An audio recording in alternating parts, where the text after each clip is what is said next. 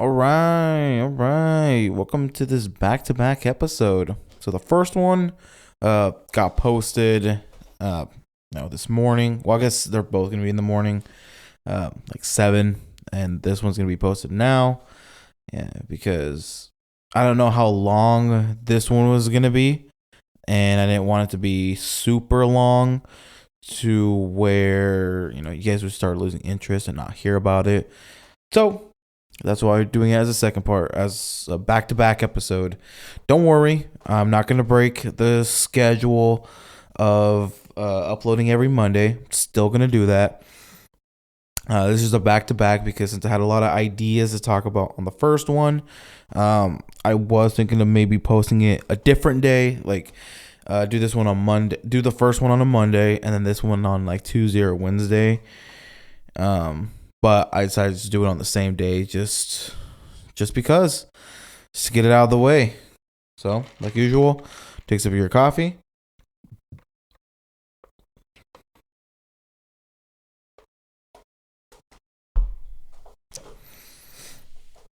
All right. I've seen it before, with this one because it was. I don't know if you guys have heard about Jordan Peterson. Like, how many of you guys have heard about Jordan Peterson?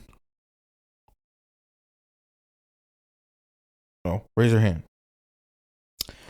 Not much. Okay, well, Jordan Peterson, he is a psychologist, and I love hearing about him. Oh, like, love hearing about him. And so, he posts, for him being a psychologist, he posts like a lot of, psychology things and whatnot. And like one of them is about, the dangers of lying. Tell the truth, or at least don't lie. And I'll explain and I'll tell you what he says on this one. And then the other one will be about how you have to be a fool. You have to be willing to be a fool to advance. And that's kind of what more we're going to be talking about, is about being a fool. Because I guess I didn't even know about it, but it's about tarot cards and a bunch of stuff like that, and the story of the fool. And so I'll get to right after I read off of what he talks about of the dangers of lying. So, and he says, one of the things I try to think through. Oh my God, I can't speak. One of the things I try to think through is why you should tell the truth. Lying is very powerful. You can manipulate the world with your language, and you can get what you want lots of times, or escape from things you don't want. So why not lie all the time? Well, there are a bunch of reasons, but one of them is that you can't trust yourself if you lie. If there are going to be times in your life when you have no one to turn to except yourself. So if you've stuffed yourself full of lies, you're going to be in a crisis one day, and you're going to have to make a decision, and you're going to decide wrong. You won't have the clarity of mind necessary to make the proper judgment because you have filled your imagination and perception with rubbish. Then you're in real trouble. So that's that one. And then this one's talking about being a fool. He says you have to be willing to be a fool to advance. When you're learning anything new, you'll feel like an imposter. That's a very useful thing to know. You'll feel like a fool because you are. And you'll think, I'll never get there. The destination might look very distant, but if you take a small first step and get the ball rolling, you can cruise along at a pretty good rate. What happens when you expose people to small but challenging tasks is, one, it makes them more skilled because now they're dealing with the problem. They're acquiring new perceptions and new behaviors that are mastery. 2, they see themselves as actors who can change the direction of their lives. I've seen some. Oh my God! I've never seen anyone unable to progress if they made the task small enough. That can be pretty humiliating. But the upside is that once you've taken that first step, you'll start progressing exponentially. If you're not willing to be a fool, you cannot become a master. And I know on YouTube there was this video about the art of being a fool or something. And people may look at that, may just hear about being a fool and think that's bad. Being like, well, I don't want to be a fool. Like, I want to be liked by everyone. I want to be a sheep. I want to be liked by people. I want to follow the crowd. And the fool, and I mean, I'm going to read off of this website that I see that I guess gets into like the fool's journey type of shit like that. But I have read about the fool of being smarter than the king, because he sees things differently, because while everyone is following the king's orders, he tests the king, he questions the king, and basically outsmarts him. And so people will say, well, just kind of tell him, well, you're just a fool, you don't know what you're talking about, and basically like, you're dumb, you don't know what you're talking about. And that's the thing. He knows what he's talking about. He's smart at what he's doing, and he's able to manipulate his reality or his life to his liking, and by challenging the king, kind of shit like that. And I mean, there's a lot of metaphors and whatnot. But I guess this is the fool's journey and the story of major arcana. And this is going to talk about tarot card reading. So again, this is, like I said, this was going to be a long one, and it's kind of just something that caught my eye that I decided to just go ahead and add on this podcast episode. But tarot reading is an ancient divination practice, just in case if you don't know what tarot card reading is, imbued with arcane wisdom and astrological significance. Only when you start reading the tarot do you realize the power of its messages to strike at the right time. Having done thousands of card readings over the last 14 years, I know that the cards have a voice and each one has a personality, its own vibration and story to tell. The role of storytelling in tarot is as important as the route on a map. It gets you from A to B, from question to answer for the person you're reading for. The most important story that you need to learn if you want to read tarot is the Fool's Journey. This cyclical tale of expansion and contraction is what allows us to understand the point we're at on our own journey, or where we'll be arriving in the near future. The Fool's Journey is a chronological structure which has been woven through the 22 major arcana cards to represent important stages of our life, lessons which have a profound impact on us, and junctures that have the potential to completely change our path. By understanding the 22 steps of the Fool's Journey, you can understand your own past, present, and future through any major arcana cards which show up for you. It begins with the Fool, starting off on a new journey feeling excited, inspired, and free. However, he has no experience yet, so he's unaware of the fact that he could be about to walk off the edge of a cliff. He's naive when it comes to this new pursuit, but his energy is high and he's full of good intentions. He feels like he has a new opportunity, and he's hopeful about his ability to create anything he wants. He steps into a new mindset of being the magician, his own life, using everything he has available to him, a cup, pentacle, sword, and wand, to create his dream reality. He believes in magic and knows that by creating with the universe, anything is possible. Through the exploration of his metaphysical ability, he meets the High Priestess, who shows up in our journey when we start to discover the physical and spiritual world on a deeper level.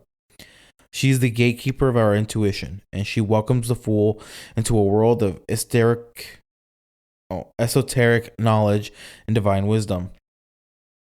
She teaches him that not everything which is real can be seen. As he starts to question his path, his mother shows up as the Empress. She represents our connection with Mother Earth and embodies everything to do with our own fertility, nurturing ability, and abundance. His father then appears as the Emperor, who sets rules and regulations to ensure that his path is safe and stable. He reminds the Fool of the importance of traditions and structures which can stand the test of time and to help him keep grounded while he navigates this new level of spiritual awakening.